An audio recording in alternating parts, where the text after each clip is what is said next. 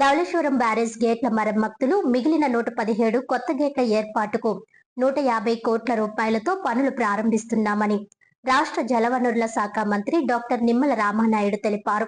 వచ్చే వారం ముఖ్యమంత్రి నారా చంద్రబాబు నాయుడు చేతుల మీదుగా పునర్నిర్మాణ పనులకు శ్రీకారం చుట్టనున్నట్లు వెల్లడించారు. మంగళవారం ధవళేశ్వరం బ్యారేజ్ వద్ద ఏర్పాటు చేసిన మీడియా సమావేశంలో మంత్రి మాట్లాడుతూ రాష్ట్రానికి జలవనరుల శాఖ అత్యంత కీలకమని పేర్కొన్నారు. గత ప్రభుత్వం ఇరిగేషన్ రంగాన్ని నిర్లక్ష్యం చేయడంతో 18,000 కోట్ల రూపాయల బిల్లులు బకాయిలు మిగిలాయని ఆరోపించారు. అయినప్పటికీ ప్రస్తుత ప్రభుత్వం పెద్ద ఎత్తున నిధులు కేటాయించి ఇరిగేషన్ రంగాన్ని గాడిలో పెడుతోందన్నారు. తుంగభద్ర ప్రాజెక్ట్ గేట్ల పరిస్థితిపై నిపుణులు ముందుగానే హెచ్చరించినా గత ప్రభుత్వం పట్టించుకోలేదని, ఫలితంగా 2024లో 19వ గేట్ కొట్టుకుపోయి 105 టీఎంసీల నీరు వృధా అయిందన్నారు. అనంతరం ప్రస్తుత ప్రభుత్వం వేగంగా స్పందించి గేటును పునర్నిర్మించడం ద్వారా 80 టీఎంసీల నీటిని కాపాడిందని వివరించారు. అలాగే శ్రీశైలం ప్రాజెక్ట్ మరమ్మతులకు 250 కోట్లు కేటాయించి పనులు చేపట్టడంతో పాటు గుండ్లకమ్మ ప్రాజెక్ట్ గేట్ల పనులను కూడా పూర్తి చేసినట్లు తెలిపారు. ధవళేశ్వరం బ్యారేజీ గోదావరి జిల్లాల జీవనాడి అని పేర్కొన్న మంత్రి దీని ద్వారా త్రాగునీటితో పాటు సుమారు 10 లక్షల ఎకరాలకు సాగునీరు అందుతోందని అన్నారు. బ్యారేజీ గేట్లు ప్రమాదకర స్థితిలో ఉన్నాయని నిపుణులు హెచ్చరించినప్పటికీ గత ప్రభుత్వం తగిన చర్యలు తీసుకోలేదని విమర్శించారు. 2015లో ముఖ్యమంత్రి నారా చంద్రబాబు నాయుడు హయాంలో 175 గేట్లలో 58 గేట్లను 32 కోట్ల రూపాయలతో మార్చిన విషయాన్ని గుర్తు చేసిన మంత్రి ప్రస్తుతం మిగిలిన 117 గేట్లను 150 కోట్లతో పూర్తిగా పునర్నిర్మిస్తున్నట్లు తెలిపారు. వచ్చే సాగు సీజన్ నాటికి ఈ పనులను పూర్తి చేయడమే లక్ష్యమని చెప్పారు. గోదావరి జిల్లాల రైతులకు భద్రత, భరోసా కల్పించేందుకు కూటమి ప్రభుత్వం కట్టుబడి ఉందని మంత్రి స్పష్టం చేశారు. ముఖ్యమంత్రి ప్రకటించిన 36 ప్రాజెక్టుల ఇరిగేషన్ క్యాలెండర్లో గోదావరి డెల్టా ఆధునీకరణకు ప్రాధాన్యం కల్పించినట్లు తెలిపారు. అలాగే ఉమ్మడి 5 గోదావరి జిల్లాల్లో డ్రైన్లు, కాలువల వ్యవస్థను 14 కోట్లతో శాశ్వత ప్రాతిపదికన మెరుగుపరిచే చర్యలు చేపడుతున్నట్లు వెల్లడించారు. ఎల్నినో ప్రభావం వల్ల రైతులు ఇబ్బందులు ఎదుర్కోకుండా ముందస్తు చర్యల్లో భాగంగా ముఖ్యమంత్రి నారా చంద్రబాబు నాయుడు దూరదృష్టితో జలధార, జలహారతి కార్యక్రమాన్ని ప్రభుత్వం అమలు చేస్తోందని మంత్రి తెలిపారు. రాష్ట్రంలో నీటి వనరుల సమర్థ నిర్వహణ, సాగునీటి భద్రత, త్రాగునీటి లభ్యతను మరింత మెరుగుపరచడమే ప్రభుత్వ లక్ష్యమని పేర్కొన్నారు. ఈ సమావేశంలో ఇరిగేషన్ శాఖ అధికారులు, స్థానిక ప్రజాప్రతినిధులు తదితరులు పాల్గొన్నారు. తారక రామారావు గారి దగ్గర నుండి ఈరోజు చంద్రబాబు నాయుడు గారి వరకు కూడా ఇరిగేషన్కి అత్యంత ప్రాధాన్యత ఈ ఆంధ్రప్రదేశ్ రాష్ట్రంలో ఇస్తున్నటువంటి పరిస్థితి మనందరం కూడా చూస్తూ ఉన్నాం. గత 5 సంవత్సరాల గొడ్డల పార్టీ పరిపాలన మాకు 18,000 కోట్ల బిల్లులు బకాయిలు వారసత్వంగా మా ఇరిగేషన్ శాఖకి ఇచ్చినటువంటి పరిస్థితి. వెంటిలేటర్ మీద ఉన్నటువంటి ఆర్థిక స్థితిని మాకు వారసత్వంగా ఇచ్చినటువంటి పరిస్థితి. ఇటువంటి పరిస్థితిలో కూడా తన పరిపాలనా దక్షతతో ఇరిగేషన్ రంగం మీద ప్రాధాన్యత ఇవ్వాలనేటువంటి ఆలోచన ఉన్నటువంటి వ్యక్తి ఈరోజు ఈ రాష్ట్రానికి ముఖ్యమంత్రిగా చంద్రబాబు నాయుడు గారు ఉన్నారు. కాబట్టి ఈవేళ పెద్ద ఎత్తున ఇరిగేషన్ రంగాన్ని నిధులు కేటాయించి గాడిలో పెడుతూ, అందులో కూడా ముఖ్యంగా మనం 100 కోట్ల రూపాయలు, 1000 కోట్ల రూపాయలు నిర్మాణం చేసేటువంటి ప్రాజెక్టులు, రిజర్వాయర్లు ప్రమాదంలో పడితే వాటిని మెయింటెనెన్స్ చేయవలసిన బాధ్యత ప్రభుత్వాల మీద ఉంది.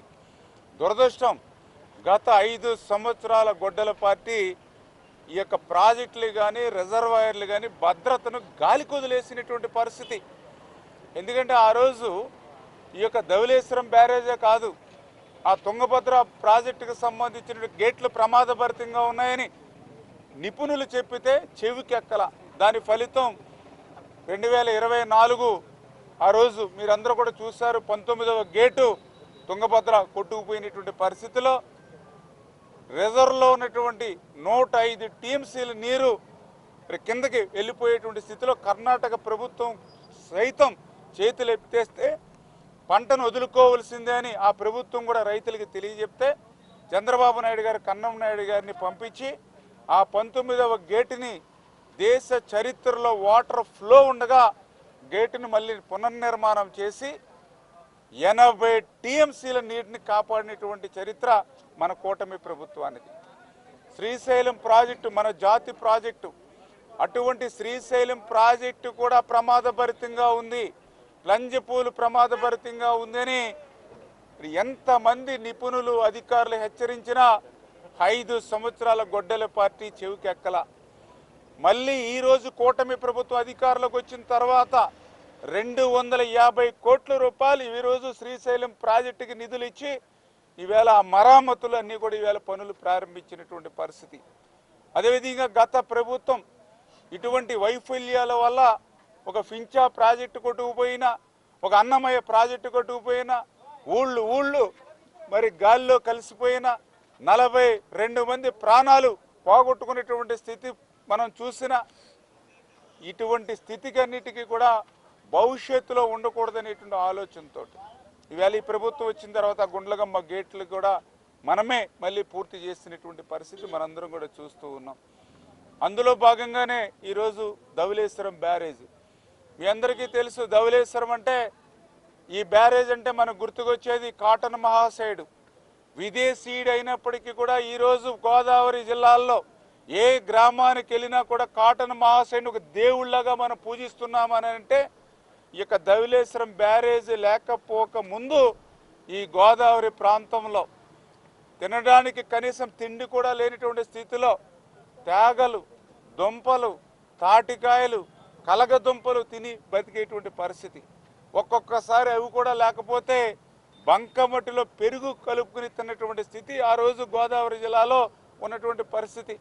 ఆ స్థితిలో కాటన్ మహాశయుడు ధవళేశ్వరం బ్యారేజీ కట్టిన తర్వాతే ఈవేళ 2 పూటలు ఇక్కడ అన్నం తింటూ ఉన్నాం, 2 పంటలు పండించుకోగలుగుతున్నాం.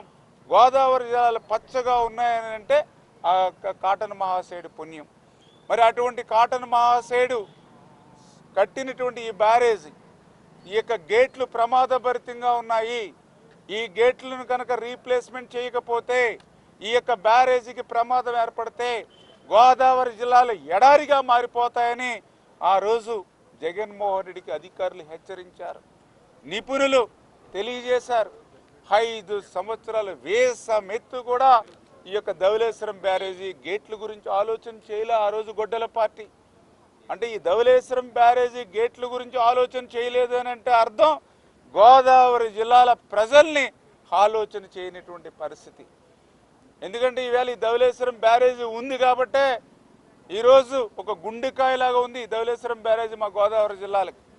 ఈవేళ 10 లక్షల ఎకరాలకి సాగునీరు అందిస్తుంది అని అంటే అది ధవళేశ్వరం బ్యారేజీ. ఈవేళ లక్షలాది మంది ప్రజలు మంచినీళ్లు తాగుతున్నాము గోదావరి జిల్లాల్లో అంటే అది ధవళేశ్వరం బ్యారేజీ. అటువంటి ధవళేశ్వరం బ్యారేజీ గేట్లు ప్రమాదంగా ఉన్నాయని చెబితే చెవికెక్కనటువంటి జగను రేపు గోదావరి జిల్లాలో తిరిగేటువంటి అర్హత ఆయనకు ఉందా అని చెప్పి మేము ప్రశ్నిస్తూ ఉన్నాం. కానీ ఈరోజు కూటమి ప్రభుత్వం అధికారంలోకి వచ్చిన తర్వాత గత ప్రభుత్వం చేసినటువంటి తప్పిదాలను సరి చేసుకుని ఏదైతే ఈ యొక్క బ్యారేజీకి సంబంధించినటువంటి గేట్లు మరి ఈవేళ 175 గేట్లు ఈ యొక్క ధవళేశ్వరం బ్యారేజీకి ఉంటే ఇక్కడ కూడా మీరు గమనించాలి, ప్రజలు కూడా ఆలోచన చేయాలి, ముఖ్యంగా గోదావరి ప్రజలు కూడా ఆలోచన చేయాలి. 175 గేట్లు ధవళేశ్వరం బ్యారేజీకి ఉంటే ఆ రోజు 2015లో చంద్రబాబు నాయుడు గారు ముఖ్యమంత్రిగా ఉండగా 32 కోట్ల రూపాయలు నిధులు ఇచ్చి ఆ రోజు 58 గేట్లు కొత్త గేట్లను ఏర్పాటు చేశాం. మళ్ళీ ఈరోజు 2026లో 150 కోట్ల రూపాయలు నిధులు ఇచ్చి మిగిలినటువంటి బ్యాలెన్స్ 117 గేట్లకి ఈవేళ కొత్త గేట్లు ఏర్పాటు చేయడానికి టెండర్లు పిలిచి వర్క్ ఆర్డర్ ఇచ్చి పనులు ప్రారంభిస్తూ ఉన్నాం.